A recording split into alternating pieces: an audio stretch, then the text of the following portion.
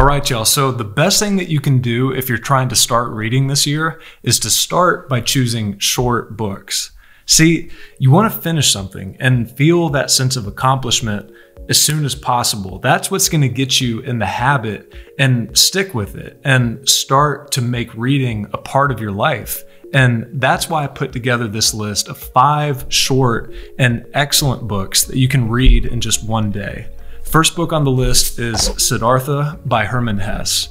It's about a young Indian boy named Siddhartha who goes on this lifelong journey trying to find enlightenment. Now, I don't want to give too much of the story away, but basically he's the son of a local Brahmin, and a Brahmin is a caste in Hindu culture, similar to what we would think of as a priest. And one day, he and his friend decide, you know what?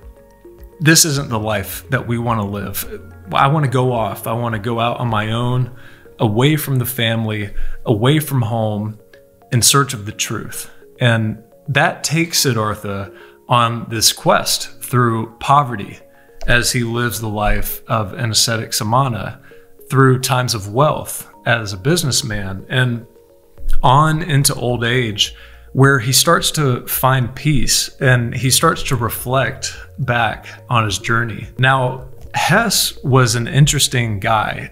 He was a German, but he grew up in India, and his time there had an influence on his writing. There's this blend of Eastern and Western philosophy that's really interesting. And the story has stuck with me for years and years, because it's a reminder, at least for me, that we all get tunnel vision from time to time. And this book encourages me to take a step back and survey my life from a top-down point of view. And you know, you can start to look for patterns in your own story and realize that success, failure, pain, joy, nothing is permanent in this life, even if it feels that way in the moment.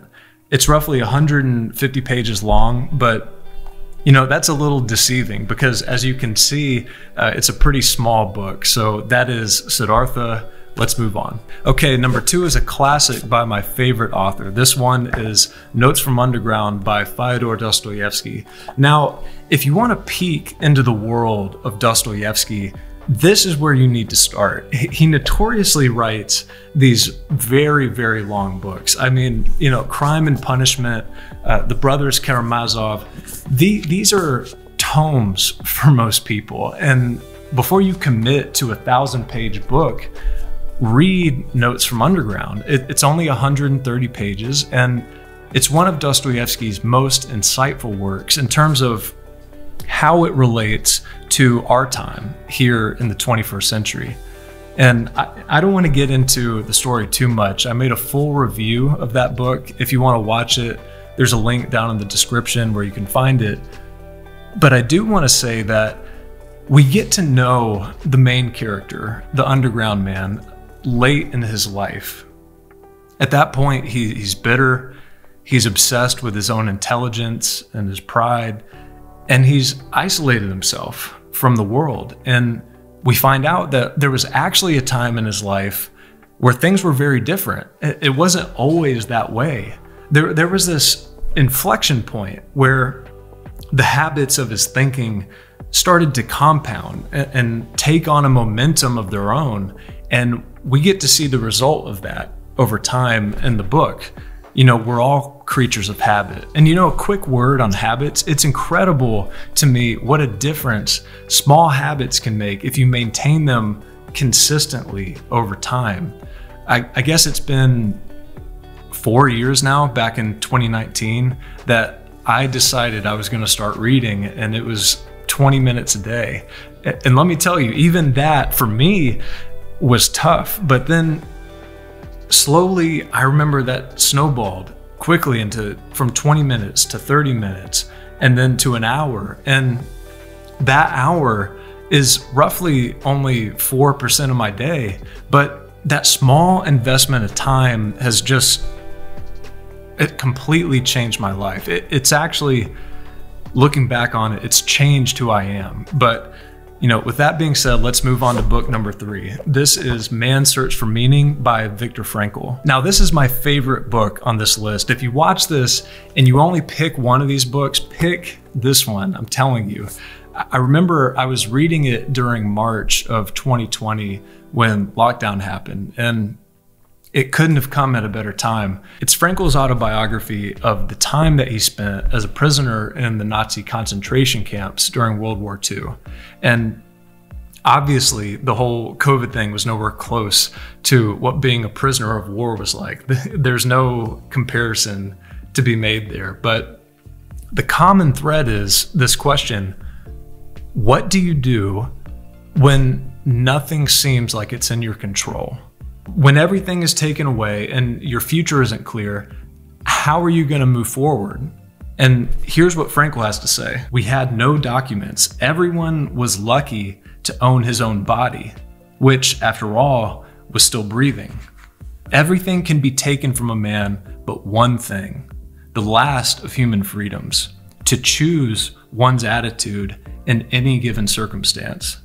The way in which a man accepts his fate and all the suffering that entails, the way in which he takes up his cross gives him an ample opportunity to add a deeper meaning to his life. Powerful. And the actual book is less than 100 pages. There's a part 2 where he goes into some detail about other aspects of his work, but his account, as rich as it is, and with all the horror and insight and hope, you can knock it out in a day. I'd recommend it to everyone. All right, I have a confession to make, and it's something y'all might not know about me. I like psychology.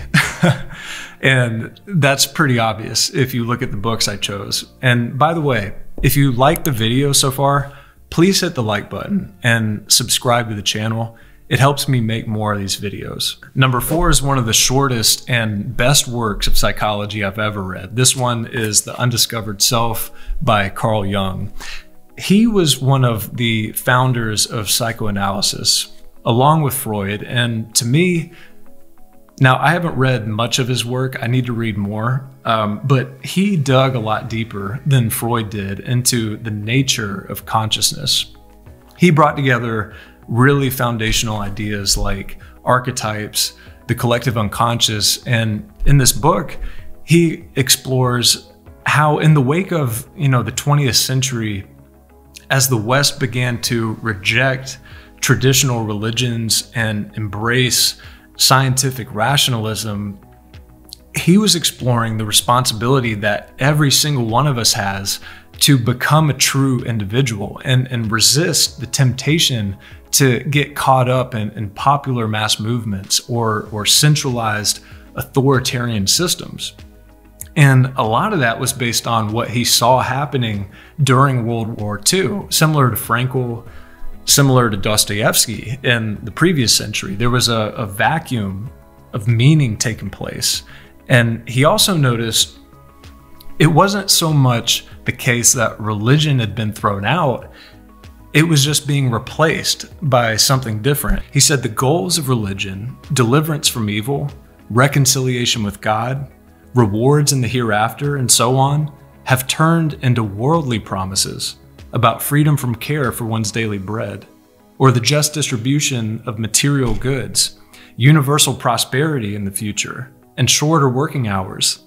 That the fulfillment of these promises is far off as paradise is.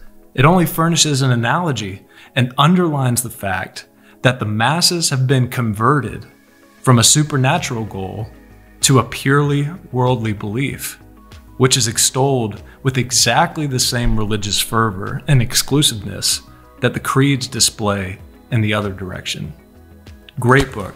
It's 100 pages or so, but also very small, so it's actually a lot shorter than that. Okay, if you watch my videos, you already know none of my lists are complete if I don't throw at least one Stoic book in there. And this one is probably one of the most famous Stoic books. At number 5, this is Marcus Aurelius's Meditations.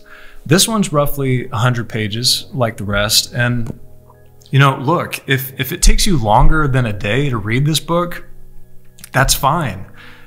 I read super slow. It takes me way longer to finish a book than it should, but that's because I'm actually sitting with it and reflecting on the quotes or ideas that are interesting to me. And you can see here, I'm constantly underlining things and writing in the margins, and whatever works best for you, just do that. The goal isn't to finish any particular book.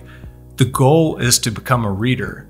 And there's a great line in here where Aurelius says something like, the thoughts that you have day after day are a reflection of the character of your mind.